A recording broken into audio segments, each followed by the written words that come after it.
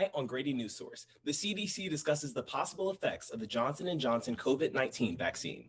In other news, Oconee County students are returning to in-person classrooms after a year of virtual learning. And then advocates of social justice are being honored in the Athens community. All of this and more coming up on Grady Newsource.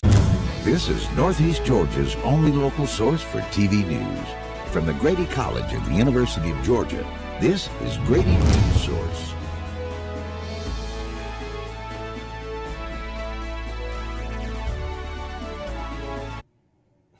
Good evening, I'm Willie Danley, and welcome to Grady Newsource.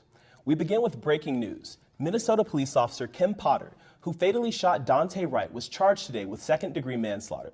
Grady Newsource reporter Zach Miles is live following the developments in this case and the local reaction in Minnesota.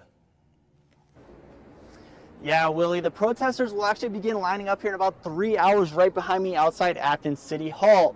The protest begins at 8 o'clock, and it'll be a continuation of last summer's protests regarding the death of George Floyd. And Zach, now that you mentioned the murder of George Floyd, the trial of Derek Chauvin is currently underway. What are today's developments in that trial? Yeah, Willie, the defense of Derek Chauvin once again tried to alter the narrative in today's version of the trial. The defense claimed that George Floyd had multiple underlying health conditions, including shortness of breath. Then today they brought to the stand medical expert Dr. David Fowler, who claimed that George Floyd did not die of asphyxia, which was the main argument in the prosecution's case. Then Dr. Fowler went on to explain that Floyd suffered from an enlarged heart and multiple cardiovascular issues, which could have been the cause of his death. He did not mention the fact that Chauvin had his knee on Floyd's neck. This comes a day after when ex-police officer Barry Broad was brought to the stand, and he said that it was, quote, justified that George Floyd had a knee on his neck from Derek Chauvin. And Zach, were you able to talk to anyone about this trial? Yeah, Willie, I actually had the opportunity to have a conversation with the incoming president of UGA's Black Male Leadership Society, Quinn Thomas.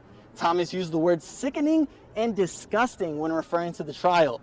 Thomas then went on to say that he was shocked of how this case has been playing out. And as the prosecution was putting on their case and the defense was cross-examining, I realized that this was not going to be a case of Derek Chauvin's actions were maybe wrong, but they didn't contribute to his death. This was a case of George Floyd is the villain, and to see them villainize this man who is not able to be here to defend himself, it hurt. Very powerful words from Thomas. But Zach, are there any connections between George Floyd's death and Dante Wright's death? Yeah, Willie, Wright and Floyd's murders actually happened within 11 miles of one another. Then Dante Wright's aunt actually made a revelation that George Floyd's girlfriend was actually Wright's teacher when he was in school. Now the protesters will be lining up here in about 3 hours. That's all I have here live from City Hall. I'm Zach Miles with Grady Newsource, and back to you, Willie. In more breaking news, the CDC held an emergency meeting about the Johnson & Johnson vaccine. There they discussed the new recommendations. Grady Newsource reporter Jared Eggleston joins us live now with the latest developments. Jared? Yeah, Willie, I'm here at the University Health Center, and up until recently, they've been administering that Johnson & Johnson vaccine. Now, I've been monitoring the CDC's emergency meeting about the vaccine since 1 o'clock this afternoon, and they are still waiting to decide what they will do about it. There's 3 potential solutions. The first is that they won't recommend the vaccine for anyone in the United States. The second is that it will be recommended in some populations with restrictions. The third is that it will be recommended for anyone over the age of 18. Now, all of this comes after concern was raised about rare blood clots in people who had gotten that after they got the vaccine.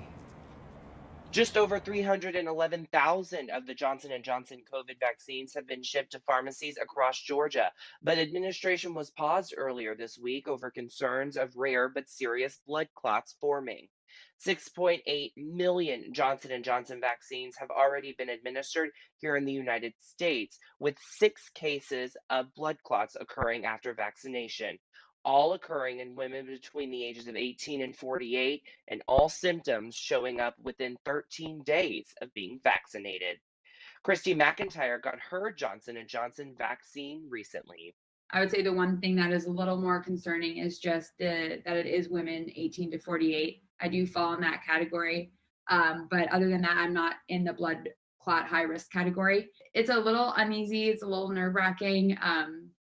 Do I think I would have not gotten it if I had known that these were possible side effects? I don't think so. Like, I think I still would have gotten it.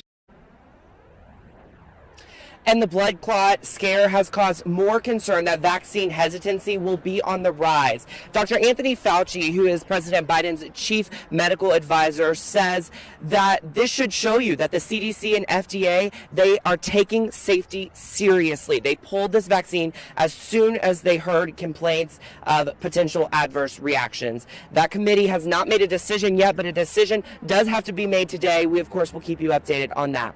For now, though, in Athens, I'm Jared Eggleston with Grady Newsource. Nearly 20 years after the war in Afghanistan began, the Biden administration announced that they will begin to withdraw U.S. troops from the region within next week. According to the Council of Foreign Relations, there are currently 3,500 troops deployed in Afghanistan. The White House says that military force would not solve Afghanistan's internal political issues. The administration will focus its efforts on peace process in the region. The U.S. plans to withdraw all troops out of Afghanistan by the anniversary of the September 11 attacks. UGA has announced their newest addition to the School of Social Work. Reporter Madison Castle tells us how this will help in the efforts against global human trafficking. The Center for Human Trafficking Research and Outreach will be the first UGA facility dedicated to working on global human trafficking. Associate Professor David Oketch will serve as the center's first director. There are estimated to be 50,000 annual cases of human trafficking, also known as modern-day slavery, in the United States. Globally, there are an estimated 25 million people victim to human trafficking. Georgia Cares estimates this is a $290 million annual industry in Georgia. The center comes at a time when, despite the international travel restrictions of COVID, human trafficking is still happening every day. This new research center will transition from the university's African Programming and Research Initiative to end slavery, which has connections to global human trafficking.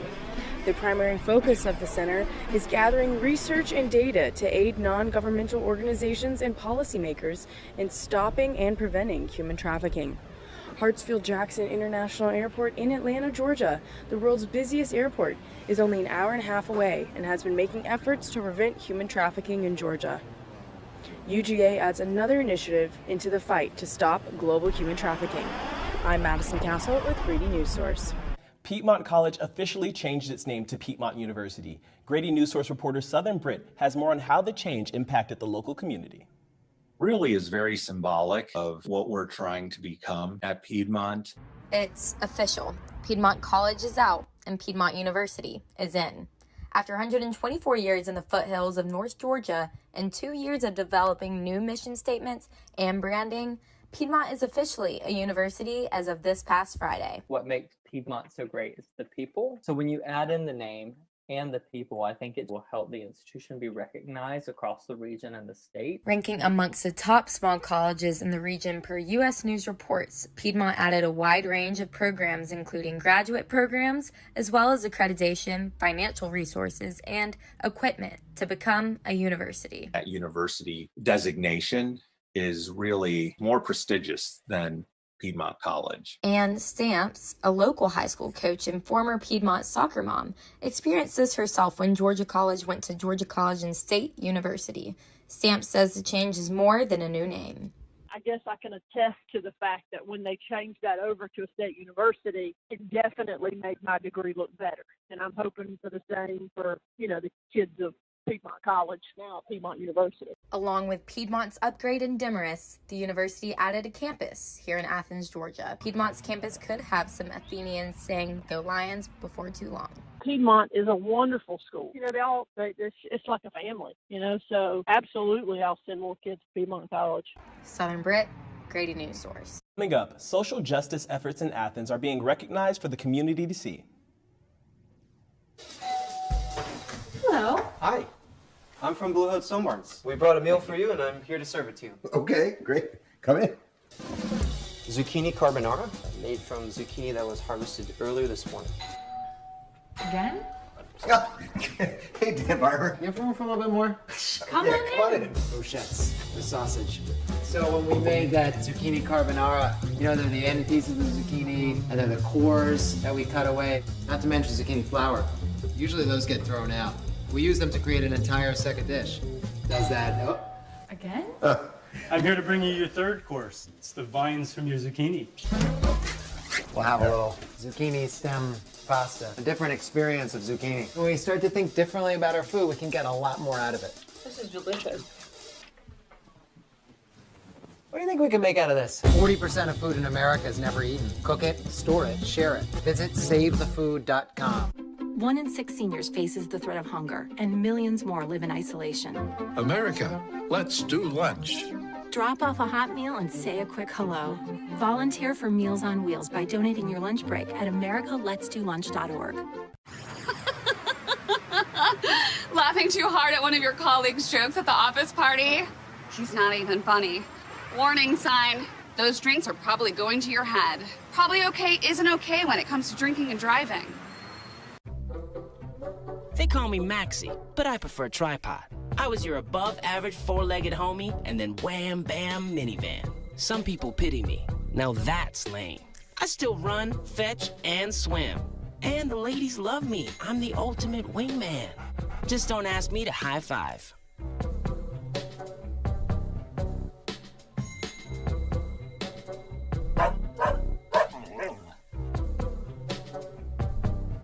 The UGA National Association for Advancement of Color People will honor the social justice efforts in the community at their annual Image Awards. Grady Newsource reporter Jessica Thornton tells us how the Image Awards is specifically one of the nominees. The NAACP Executive Board voted on 50 nominees for their social justice efforts. 14 people will receive awards, and the winners will be revealed at the event this Thursday at 6 o'clock. One of the nominees is sophomore Obamide Samaye, who was chosen as an outstanding campus leader. Samaye is the freshman ambassador for the Black Male Leaders Society. Also surprised as well, a little bit, because I didn't think I would be able to have this opportunity, at least so early. But no, I'm very excited to see what happens. So yeah. He is also working with MSP to create a first-year program seminar to have first-year students of color come to UGA and learn about different resources on campus. Samaye is a resident assistant and serves on the Dog Camp Council. He is also a peer leader for Georgia Day Extension and a Georgia African American Experience Ambassador. The original Image Awards highlights the hardworking Black actresses and performers and shows their importance and roles in the entertainment industry. The UGA chapter of NAACP models their ceremony after that to show what different members of the UGA community have contributed to Athens. Gia Santiago advises the NAACP and acts as the liaison between the organization and the Office of Multicultural Services and Programs. They've done so well with, working hard and putting themselves out there and still striving for that, the social justice topics and community outreach and all of that stuff, despite the limitations that have been set on them due to COVID. Santiago says that with all the heavy topics this past year, the NAACP deserves more attention to the way they have handled discussions and panels throughout the year. The NAACP will continue to amplify the platforms of those speaking on civil rights and community grievances. The Image Awards are open to all community members over YouTube Live. With Grady Newsource, I'm Jessica Thornton. Spring break is over and school is back in session. Grady Newsource reporter Kelly Venegas has more on how students are doing back in-person instruction. For Oconee County students, in-person instruction has always been an option, but now Athens-Clarke students have been granted the opportunity to come back to campus for full-time face-to-face learning 5 days a week. Athens-Clarke County has been gradually leaning towards going full-time to in-person instruction. Some parents are happy with students coming back and feel as though things are going back to normal. Brooke Pittman is a mother of 3 students that are part of the Oconee County school system. Pittman said that she is thankful her kids have been in face-to-face instruction since day 1 this year, but saddened that Athens-Clarke County students are just now returning to school. My heart breaks for the students, including those in our neighboring Clarke County, that have not had that ability. And I think it's really unfortunate that parents are put in a position where they have to choose: do they work or do they stay home? Got older siblings who are, having to help the younger students. Now the students are returning to school, Director of Marketing and Outreach Risk Manager at Athens Neighborhood Health Center, Jennifer Richardson, believes that teachers should still take precautions. Richardson recommends that students follow CDC guidelines by wearing masks and remaining socially distanced. Teachers make sure that they have everything in place. If something happens to a child, make sure that you have that emergency contact. Full-time virtual learning still remains an option for students who prefer to stay at home for both Oconee and Athens-Clarke County schools. Parents can directly call schools for more information on in-person instruction. This is Grady Newsource, Kelly. What to expect when you're expecting. Like you. A teenager. Today, I'm going to show you how to teen-proof your home. First step, hide the car keys, preferably somewhere they would never look. Challenges will come up. Be ready for them. Hi, honey. I'm ready for the... Mom, you don't use mannequins in the mannequin challenge. You don't have to know it all to be a perfect parent. Thousands of teens in foster care will love you just the same.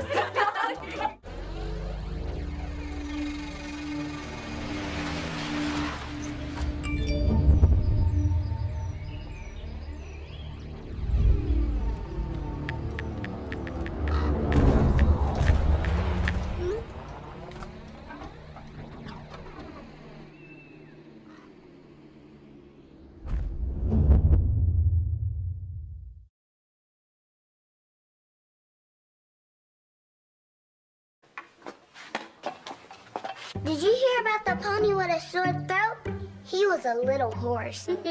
Can I tell you a cat joke? Just kidding. Why couldn't the Why was the basketball court all wet? Why? Because the players kept dribbling all over it. Where did cats go on vacation? New York.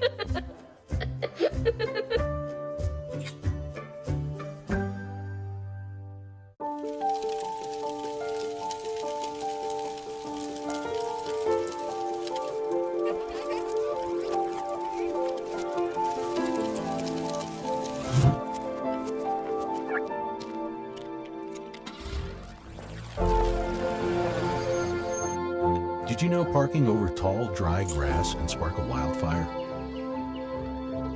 Only you can prevent wildfires. And now, the weather. It's a beautiful sunny day here on the North Campus of the University of Georgia, but these clear skies may not last us all week. During the daytime, we are continuing the bright and sunny skies from yesterday. There will be a high of 83 degrees, but we may see a potential change overnight. It is expected to be 58 degrees with a 20% chance of showers going into Thursday. As we look at our upcoming weather for the week, here in Northeast Georgia, there will be warm temperatures in the low 60s to low 80s this week. Friday might bring another small break in our clear weather with a 30 to 40% chance of expected showers overnight. As we are preparing for the rain, we are expected to see moderately high pollen counts this week. The Mayo Clinic suggests taking allergy medications before your symptoms start, closing doors and windows at night, and avoiding outdoor activity in the early morning. Enjoy this beautiful weather while you can before we potentially see an expected shift. This has been Jayla Johnson with your Grady Newsource Weather Report. Coming up in sports, we'll take a look at how the UGA baseball and softball teams are faring so far this season and what you need to know about this Saturday's annual G-Day football game. No more pencils, no more books, no more teachers, dirty looks. School's out! For summer. What this place needed was better graduation rates. So we worked with schools like Henry Ford High, and now they're up 18%. To help us do more good this year, go to unitedway.org because great things happen when we live united. So good to see you guys. So, what's up? Oh, we finally bought a place. Holy cow. You seriously have enough saved to do that? We've been putting a little aside each month. Jeez, at the end of the month, we have nothing left to save. Yeah, I have no idea where it goes. Well, you're spending a lot on... Was it good? Oh, God.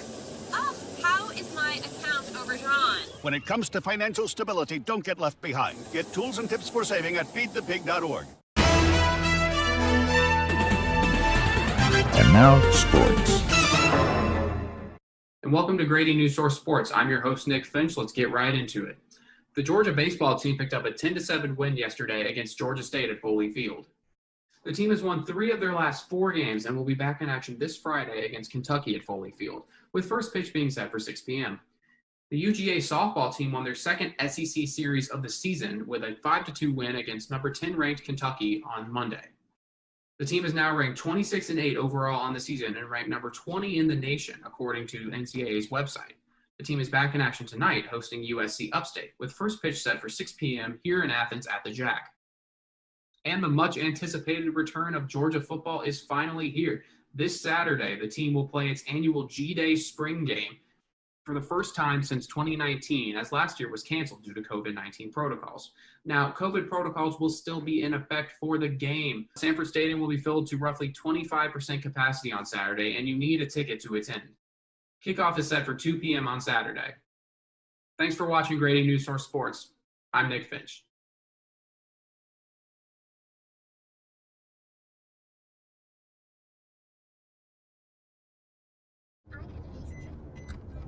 Are your children in the right car seat for their age and size? Is the seat supposed to be forward-facing or rear-facing? Did they move to a booster seat too soon? It may be too late to check when you're on the road. Fortunately, you're on the couch.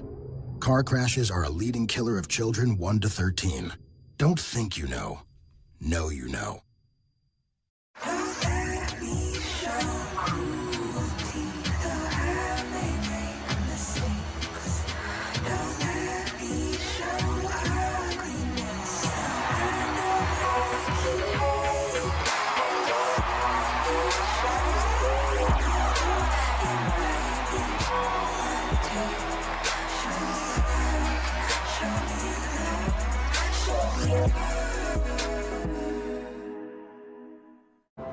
I'm a single mother, and I was the main one working, so I never thought that I could go back to school, you know?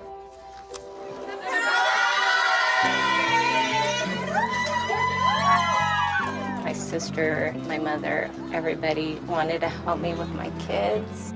I could not have gotten my diploma without my family.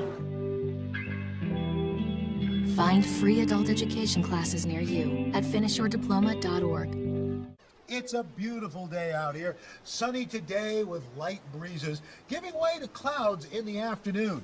We could see some light precipitation to moderate precipitation later on, followed by powerful storm-like conditions. 90-mile-per-hour winds are expected. Authorities are asking everyone, stay indoors. Come on, that's it. Let's go.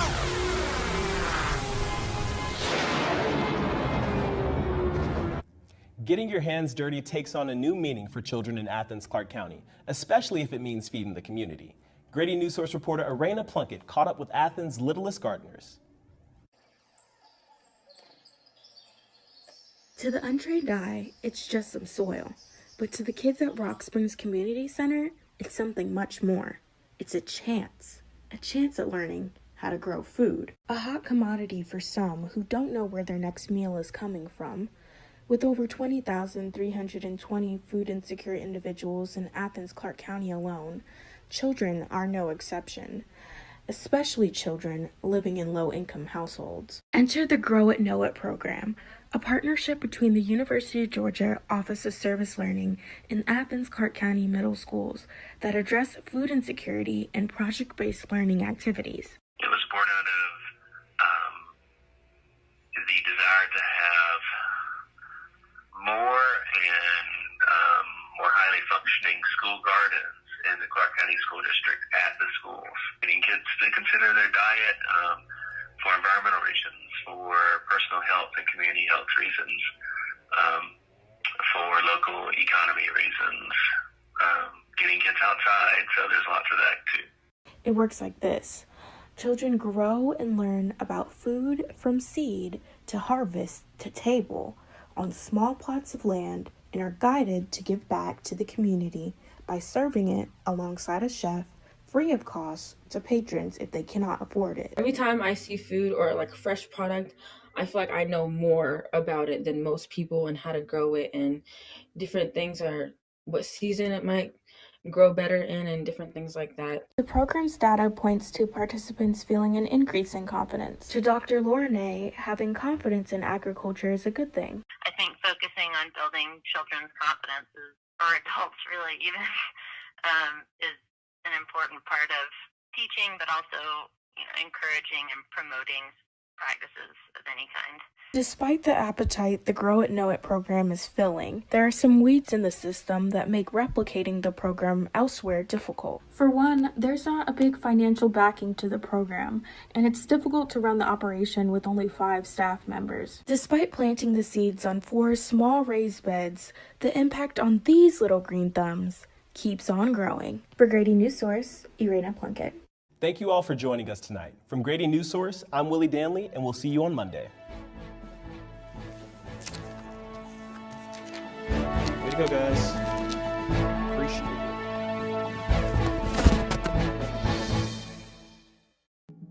Grady Newsource is a student production of the Grady College of Journalism and Mass Communication at the University of Georgia, which is solely responsible for its contents. Views expressed do not represent those of the administration nor the Board of Regents at the University System of Georgia.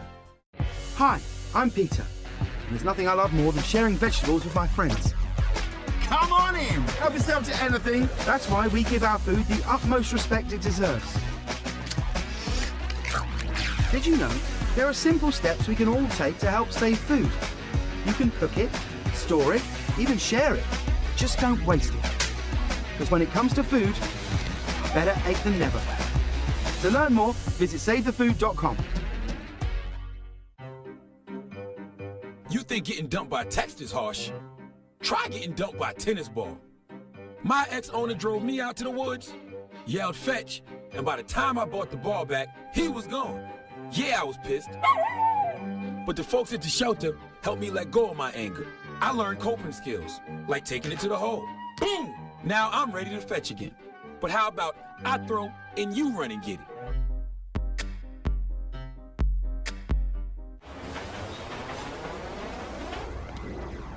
Attention travelers. Next Tuesday, a major power outage will cause complete chaos throughout the city. Food, water, and phone service will be in short supply. There will likely be panic citywide. Stand clear of the closing doors, please. Disasters don't plan ahead. You can. Talk to your loved ones about how you're going to be ready in an emergency. Don't wait. Communicate.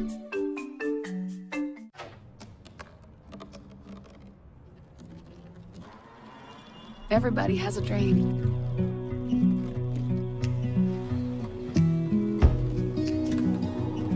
Mine was to see the ocean. And with a little help, I made it.